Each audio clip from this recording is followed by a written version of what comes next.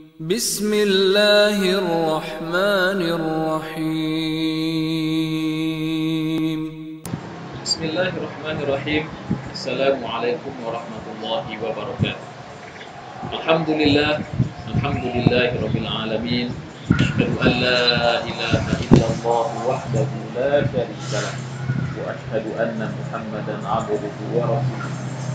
Allahumma shalli wa sallim wa barik ala sayyidina wa habibina wa maulana wa syafi'ina wa qurrati a'yunina Muhammad wa ala alihi wa sahbihi wa man tabi'ahum bi ihsanin ila yaumiddin.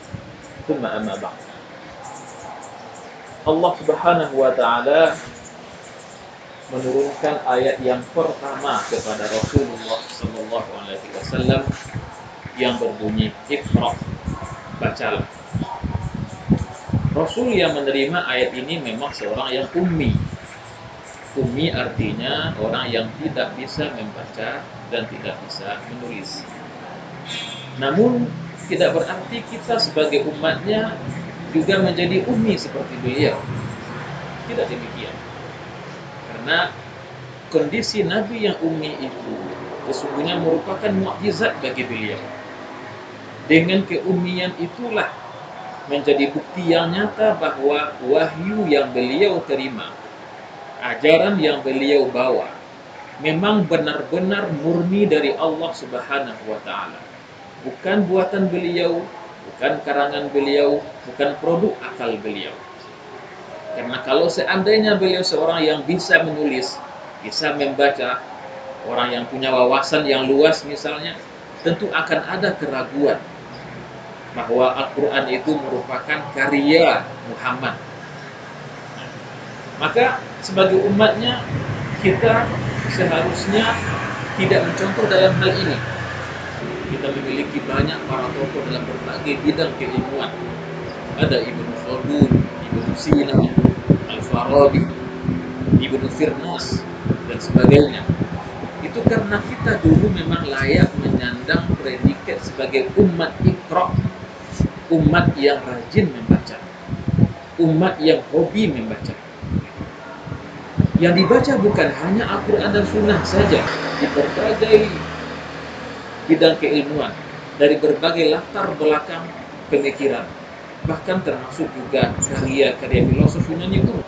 Kalau kita lihat sebuah survei yang dilakukan atau penelitian dari UNESCO, ditemukan bahwa untuk Indonesia saja, negara kita berada di predikat ke-60 negara dengan minat baca yang rendah.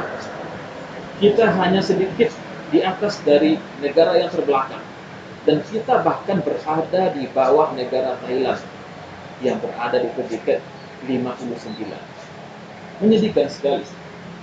Kita di antara negara atau bangsa yang mayoritas masyarakatnya Muslim ternyata memiliki minat baca yang sangat rendah.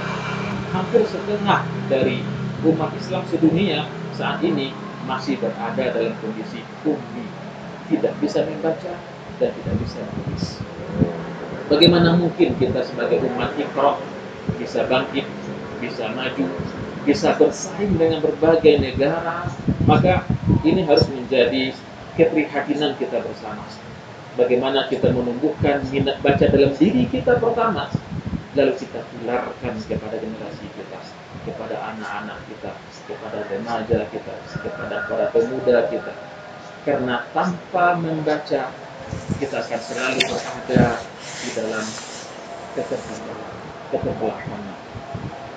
Dan masa depan akan berada di tangan para pembaca. Kalau kita tidak terbuka dengan berbagai wawasan, berbagai pengetahuan, berbagai produk pemikiran, maka jangan heran nanti kalau seandainya kita akan terkaget-kaget. Kita akan shock melihat bagaimana majunya orang lain dalam berpikir, dalam mengelola kehidupan. Dan kadang-kadang kita menyedihkan ketika sebagian remaja kita atau pemuda kita, generasi muda kita, dengan semangat mereka menggali dan menemukan hal-hal yang baru, hal-hal yang mungkin berbeda dari yang selama ini mereka dapatkan, terutama dalam hal keyakinan, dalam hal keagamaan. Mereka ketika menanyakan hal itu kepada sebahagian tokoh agama, mereka tidak menemukan jawaban yang memuaskan. Katakan misalnya seperti teori evolusi Charles Darwin. Ini teori yang sesungguhnya telah membuat banyak pemuda muslim di berbagai negara Arab menjadi ateis. Hanya sayangnya ketika ini ditanyakan kepada sebagian tokoh agama, apa jawaban mereka? Itu kan teori kafir. Apakah mungkin ada orang meyakini manusia berasal dari kera? Ini merupakan penyikapan yang terlalu menyepelekan teori ini. Padahal teori ini tidak sesederhana itu.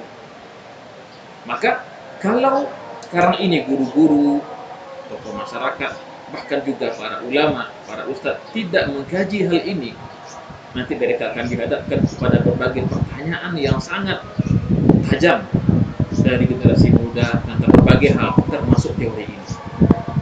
Maka anjuran kita kepada semua umat Islam, kita secara pribadi, sebagai orang tua, sebagai tokoh pendidik, sebagai tokoh masyarakat, sebagai tokoh agama, bacalah mana yang bagus, mana yang positif untuk dipegang, untuk diambil, dan mana yang negatif untuk dihindari.